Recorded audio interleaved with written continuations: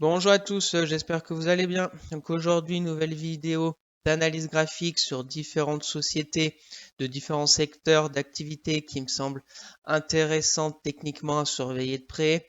On fera un gros point comme d'habitude sur le CAC 40, voir ce qui s'est passé cette semaine et essayer de se projeter pour la semaine prochaine. En même temps, on fera un point aussi sur mes actions court terme que j'ai toujours dans mon portefeuille PEA et je vous donnerai mon avis au niveau de la macro de la semaine écoulée. Donc n'hésitez pas à vous abonner à la chaîne, à partager la vidéo, à me lâcher un maximum de likes, ça me ferait très plaisir. Pour me suivre sur Twitter, le lien est dans la description où je partage tous mes trades court terme, où je mets pas mal d'infos concernant la bourse. Et pour suivre mon PEA long terme sur Morning, le lien est aussi dans la description. Allez, on passe au sommaire. Donc on commencera comme d'habitude par faire un gros point sur le CAC 40, parler aussi de macro et voir la semaine prochaine aussi les rendez-vous macro importants à suivre. Après on passera sur mes trades court terme que j'ai toujours en portefeuille qui sont Getlink, Accor, Trigano, Legrand, Orange et Soprasteria. Et après on passera aux actions qui techniquement me semblent intéressantes à surveiller de près, qui sont Dassault Systèmes, Compagnie des Alpes, Interparfums et Assystem. Et en conclusion, on reviendra rapidement sur le CAC 40. Bien sûr, je ne suis pas un conseiller financier. Mon avis dans cette vidéo ne représente pas un conseil d'investissement. Elle est juste réalisée à but pédagogique. Chaque investisseur doit avoir sa propre stratégie. Investir en bourse représente un risque. Vous êtes le seul responsable de vos achats et ventes d'actions. Donc au niveau du CAC 40 en données hebdomadaires, bon, on voit que c'était une très mauvaise semaine avec moins 2,40 cette semaine. La semaine dernière, je vous avais parlé qu'on sauvait in extremis la moyenne mobile 10 hebdo. Depuis 4 semaines, on était au-dessus. Et cette semaine, ça a lâché. J'avais ce tout petit support là, à court terme que je vous parlais vers les 7220. Ça a lâché aussi. J'ai mon dernier support qui est présent, c'était les 7100. Je pensais pas qu'on y allait aussi rapidement, mais avec ces histoires de Chine, etc., on a fait une touchette. Maintenant, est-ce que on va dire que la consolidation est terminée? On va repartir encore sur une forme de range entre 7100 et 7004, voire 7005, je ne sais pas. Ce qui est sûr, c'est que quelque chose est cassé, la belle dynamique est cassée. On est de retour sur des niveaux de janvier, de début d'année, à peu près début d'année 2023 ou ou début d'année aussi 2022. Donc voilà, maintenant on est un peu à la croisée des chemins. On va se mettre après en daily, mais je voulais quand même aussi vous montrer quand la moyenne mobile 200 hebdo, on est encore très très éloigné. Donc il peut encore avoir du potentiel de baisse après cette envolée de octobre 2022. Si on remet les retracements de Fibo, on n'est même pas au 38,2. Donc retourner vers les 6900, ça serait pas non plus catastrophique, je pense, après cette envolée d'octobre 2022. Quand on regarde un peu dans le passé, la moyenne mobile 200 hebdo, on y revient quand même assez souvent, assez souvent. On y revient, on s'y rapproche au moins. Voilà, si on revient en 2013, on était monté, on était revenu dessus. 2015, après 2016, on était revenu. Ici, on était passé un tout petit peu en dessous. Après, bon, il y avait eu le crash Covid. On était revenu vers octobre. Donc là, je pense qu'on est encore assez haut au niveau du CAC. Donc un retour, si on voit voilà 6600, mais bon bien évidemment pas pour la semaine prochaine, mais à surveiller. Voilà, je me dis que le CAC a fortement progressé. On n'est même pas au 38,2 de retracement de la poussée d'octobre. Donc dans un premier temps, il va y avoir les 7000 chiffres ronds, on a quelques zones, et puis après, on va quand même le mettre, mais bon, c'est pas quand même la semaine prochaine. Mais on aura toute cette zone de voilà, un peu de polarité ici, là. 6008. Affaire à suivre, on va avoir un daily de plus près. Donc en daily, la semaine aussi s'est mal passée. Donc on était où? On a ouvert lundi ici vers les 7004. Donc je vous avais parlé, voilà, la semaine dernière on était là. On avait eu cette bougie de vendredi où la résistance des 7400 avait fait effet. Je vous avais parlé de ce support des 7200 qu'on pouvait revenir fin de semaine. Le petit support n'a pas tenu. On a été chercher les 7100 pile poil sur la moyenne mobile 200. Daily. Donc voilà, maintenant on est on va dire à la croisée des chemins. Est-ce qu'on va aller maintenant rebondir vers les 7004 ou est-ce qu'on peut aller chercher les 7000? Prochaine zone de support court terme 7000 si on va plus bas, et puis après bon, on verra 6008, mais bon je pense qu'on aura le temps d'en reparler. Si on regarde le RSI, c'est pas joli non plus, ça faisait un moment qu'on n'était pas descendu en dessous des 40. Ici on avait fait un pic, donc est-ce qu'on va faire un peu la même chose et repartir et refaire en forme de range, je ne sais pas. Et je crois en hebdomadaire aussi le RSI est pas joli du tout. Voilà, le RSI, on était au-dessus des 50 depuis octobre 2022. Depuis voilà, octobre 2022, on était au-dessus des 50 de RSI. Et là, ça pointe vraiment vers le bas. On est entre le 50-40. Il y a encore beaucoup de potentiel de baisse. Voilà, je vous ai montré la moyenne mobile de 5 hebdo. Il y a encore du potentiel de baisse. Donc, faudra pas qu'on soit étonné si on retourne encore plus bas pour au moins retracer toute cette hausse d'octobre qui a été un peu phénoménale. Donc voilà au niveau du CAC 40, que ce soit en hebdo ou en daily, soyez prudents. 7100 croisés des chemins avec la moyenne mobile 200 journalière qu'on n'avait pas vu depuis octobre 2022. Donc à voir si ça nous fait un point de support, pour combien de temps, et si malheureusement ça casse, on verra vers les 7000 ce qui va se passer. Alors maintenant au niveau de la macro de cette semaine, les points on va dire clés que je retiens, c'est surtout la Chine, ces statistiques éco qui ont été très décevantes, que ce soit la production industrielle, que ce soit le chômage qui grimpe, que ce soit les ventes au détail qui sont très faibles, et bien évidemment aussi leurs problèmes immobiliers qui repointent le bout de son nez, et avec encore plus de vigueur, j'ai l'impression. Donc très mauvais. Après, au niveau des États-Unis, la dégradation des banques US par l'organisation Fitch aussi, c'est pas bon signe. Et à part ça, l'inflation de la zone euro en adéquation avec par rapport au consensus, donc rien à signaler. Et puis les États-Unis encore aussi très fort économiquement, donc ça va être encore la question de la hausse des taux ou pas de la Fed pour l'inflation. Donc affaire à suivre. Pour la semaine prochaine, ce que va falloir, je pense, suivre de près, ça va être mercredi les PMI de toute la zone euro, France, Allemagne, Grande-Bretagne et zone euro. Et l'après-midi, les États-Unis. Après, on aura jeudi le chômage États-Unis comme d'habitude, et vendredi le PIB aussi de l'Allemagne qu'il va falloir regarder de près avec cette situation de la Chine, que l'Allemagne est plutôt bien impactée avec la Chine. Donc, affaire à suivre. Voilà au niveau de l'analyse du CAC et de la macroéconomie. Donc, passons maintenant à mes trades court terme que j'ai toujours en portefeuille. Donc on va commencer avec Getlink. Donc Getlink, pas joli du tout. Peru 16,75, on est à 14,87 €. Je suis en données hebdomadaires pour vous montrer. Ici, c'est vraiment la dernière chance pour ma part. C'est vraiment une belle zone pour les personnes intéressées par le titre.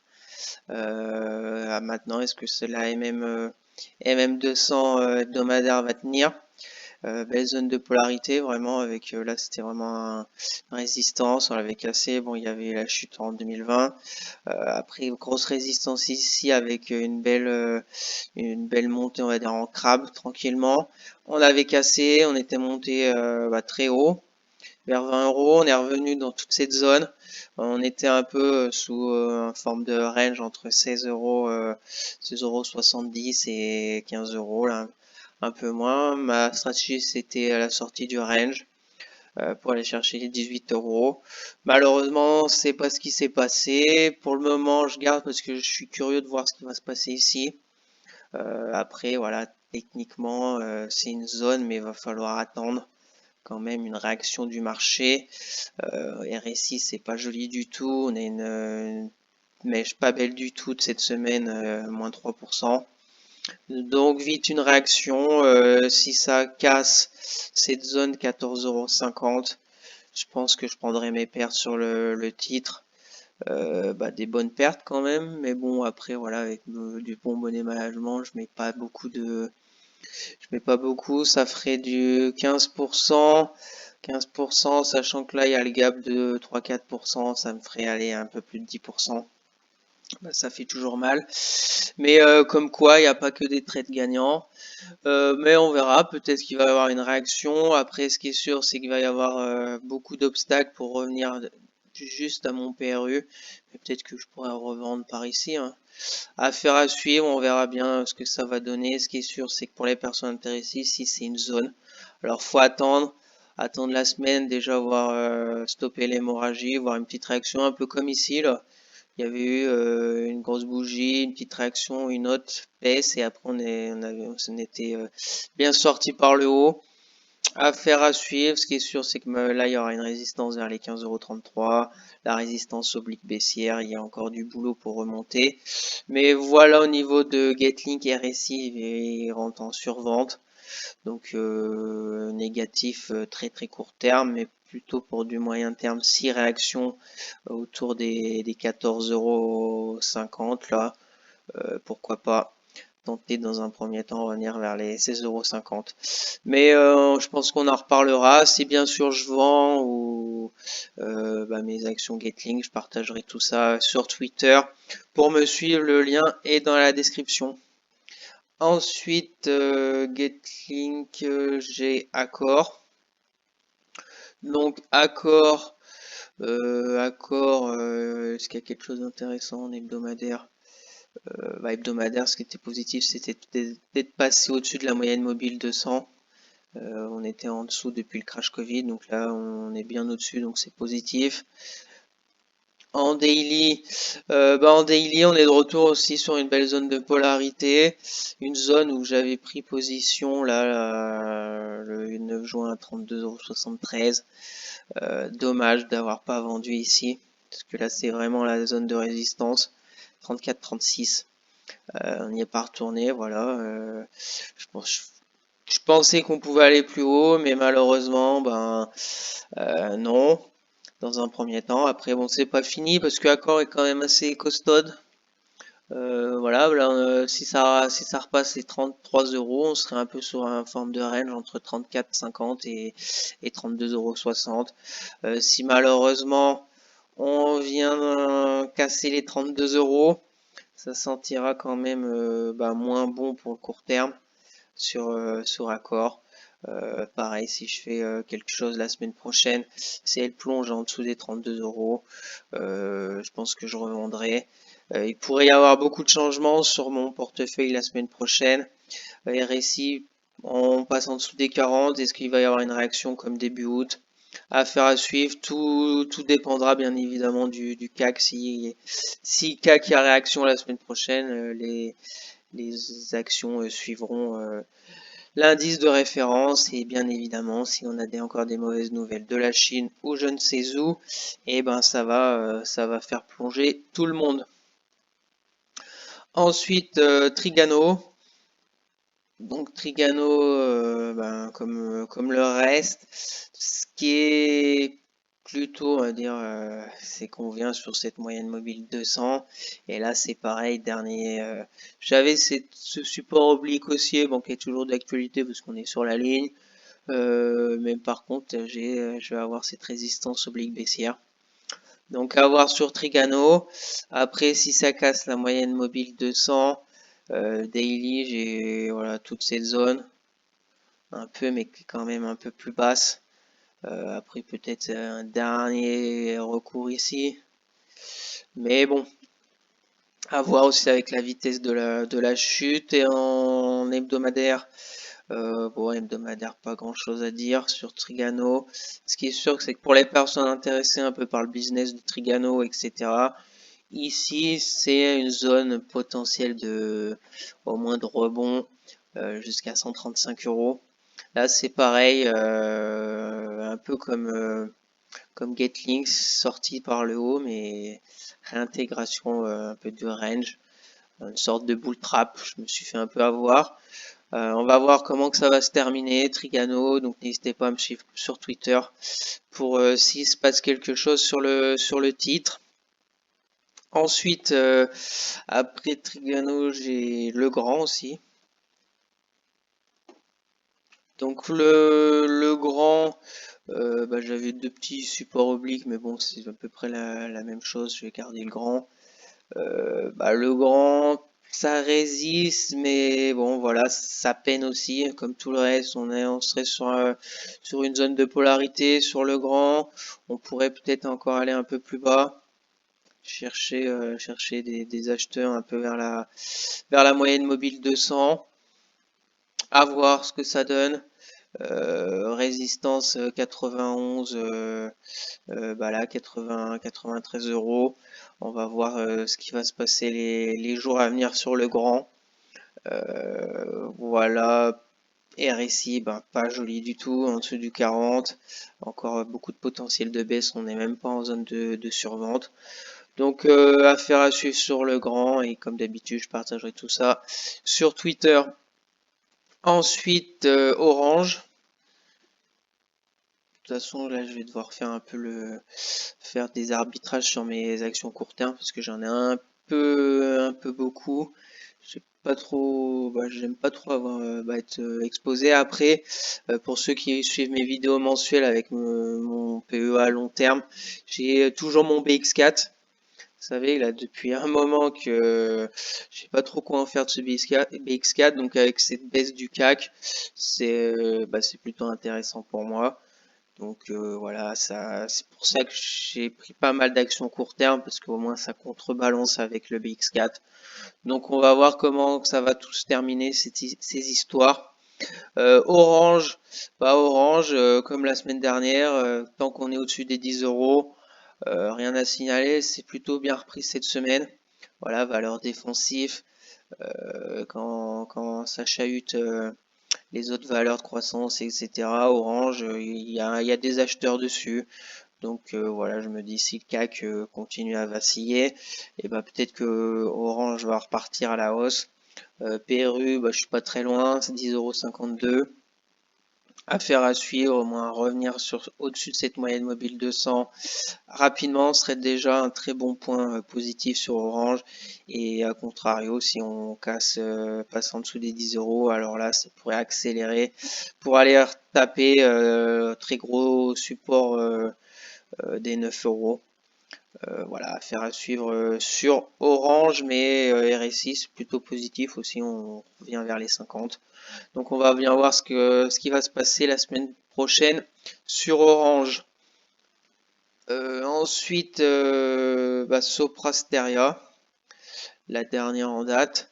Donc Soprasteria, ça fait une semaine que bah, acheté le 10 août.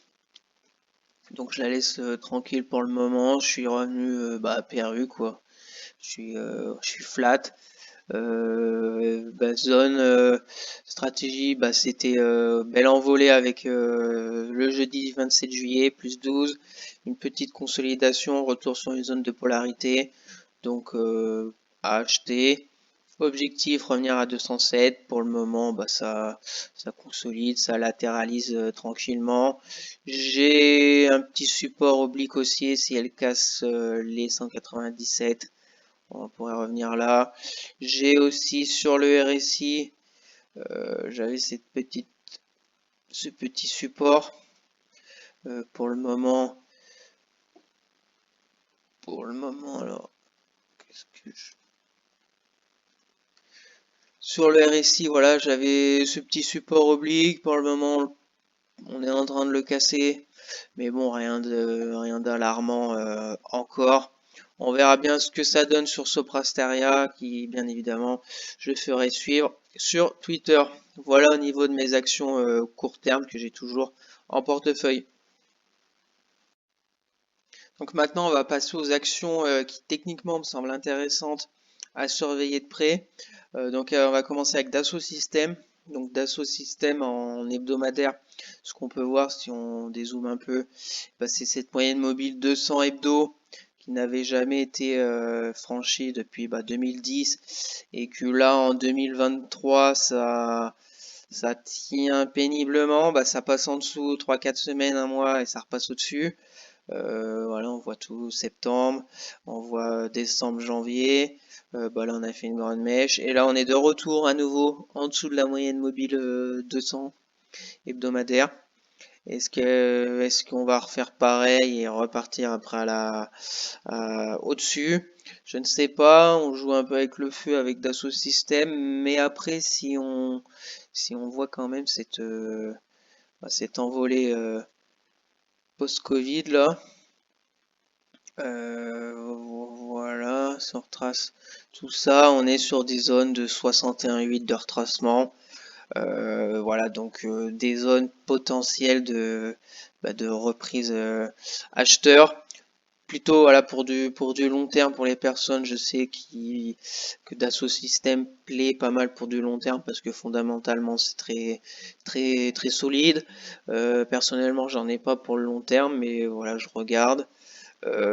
Ici, on est sur une zone, je pense, pour les personnes long terme, toute cette zone entre 35,70 et 33, zone potentielle de au moins commencer une ligne ou se renforcer dans son portefeuille PEA. Je pense pas que ce soit déconnant d'en prendre sur ces niveaux. Voilà, faut remarquer que avant la crise Covid, on était à 32,30 €. Donc voilà, on n'est plus très loin. Affaire à suivre. Moi personnellement, ce que je vais regarder sur Dassault Systèmes, c'est sur ce support oblique haussier, plus un peu ce support vers les 36 € là horizontal, avec des zones de prix beaucoup travaillées. Voir la réaction. Ce qui est sûr, c'est que là depuis ce gap baissier du 25 juillet, c'est un peu la dégringolade de Dassault Systèmes. On n'est jamais parvenu à clôturer en fin de séance au-dessus de la moyenne mobile 10. Donc ce que je vais attendre, c'est travailler la zone. Voilà, baisse de la volatilité, comme d'habitude, franchissement de la moyenne mobile 10, et puis du volume, une volonté des acheteurs avec peut-être une belle bougie verte. Et puis voilà, prendre le train et dans un premier temps revenir vers les 38 €. Ça serait déjà pas mal. Ça ferait voilà 5-6%. Ça serait tout à fait convenable. Et bien évidemment, si la semaine prochaine, ces supports lâchent, et à voir où est-ce qu'elle s'arrêtera. 32,25 €. Après, bon, il y a quelques zones un peu intermédiaires, la 35-50. On verra bien. Ce qui est sûr, c'est que là, la dynamique très court terme est négative. RSI, voilà, on est aussi bien en dessous de la petite moyenne. On est en zone de survente. Donc j'attends une réaction sur Dassault Systèmes, dossier que je vais suivre de près parce que fondamentalement j'aime bien aussi.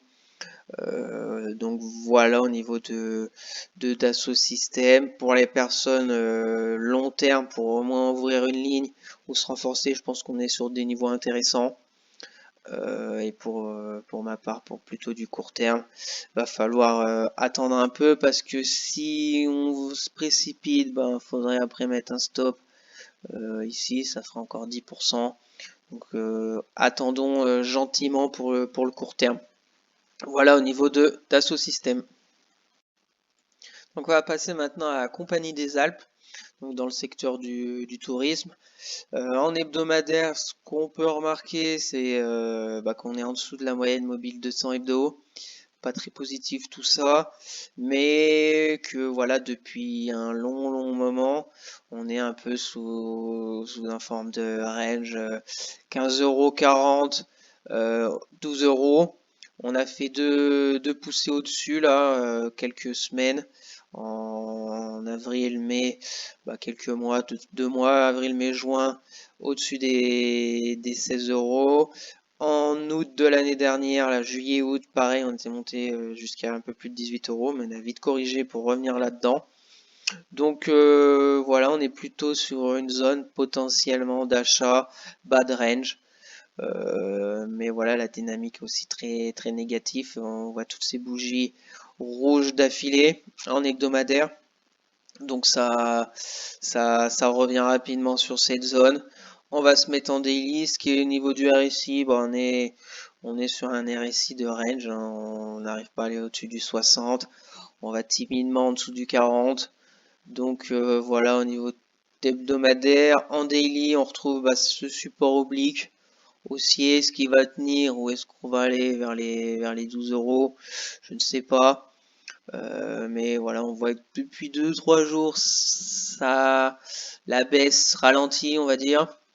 Voilà, on est pile sur la moyenne mobile 10 daily.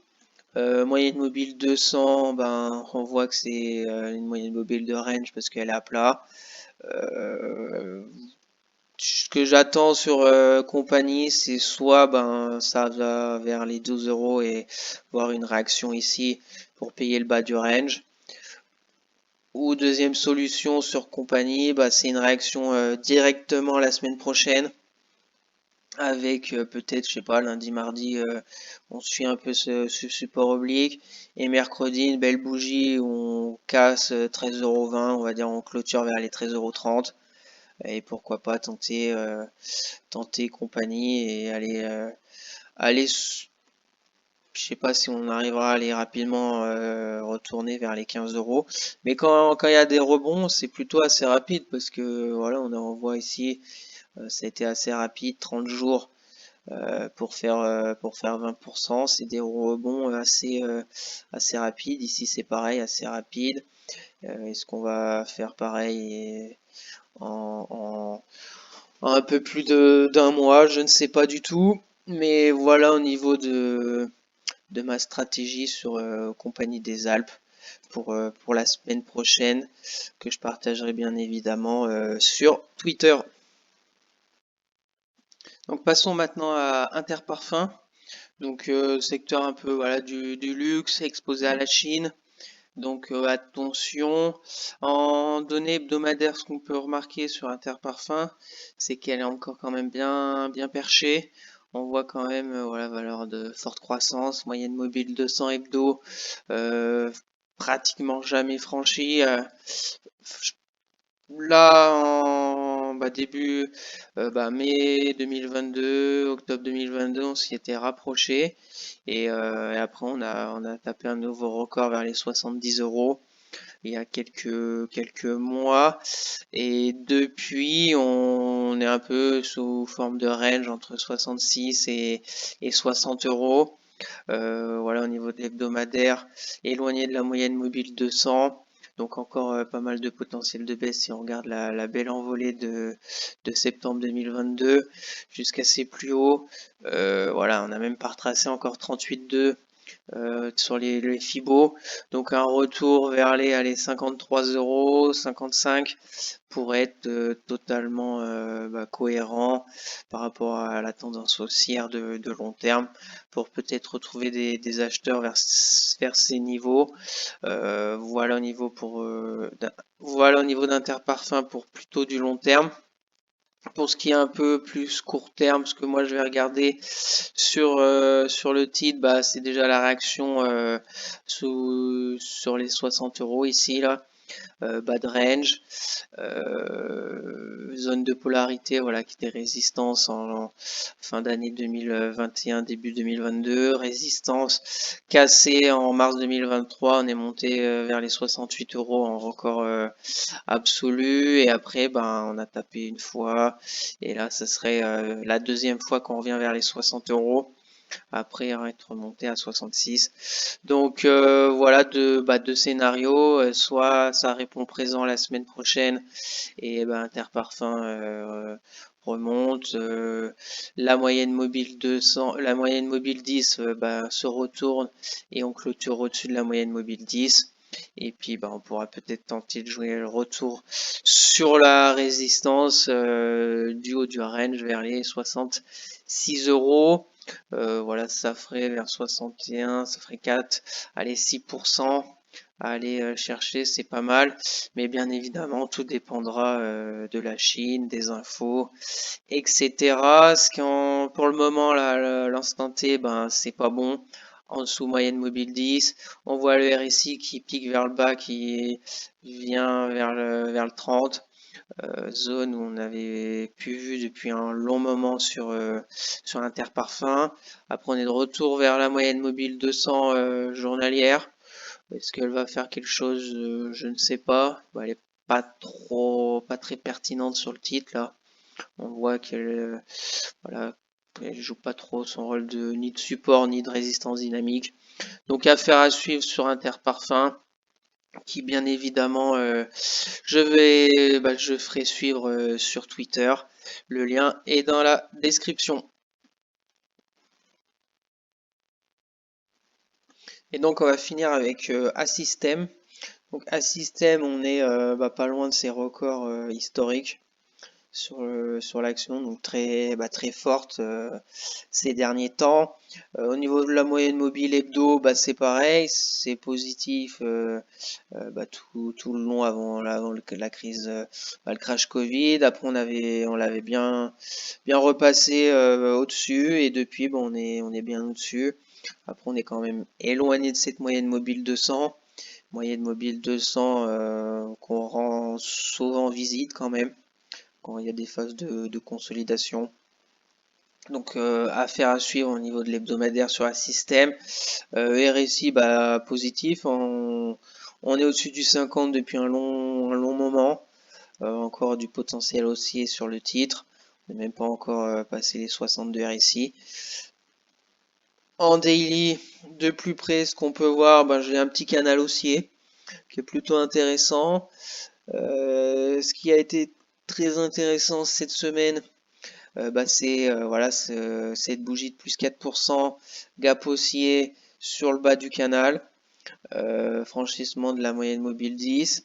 Le lendemain, vendredi, ça a un peu consolidé, mais voilà, c'est la bougie d'après de lundi qu'il va falloir voir.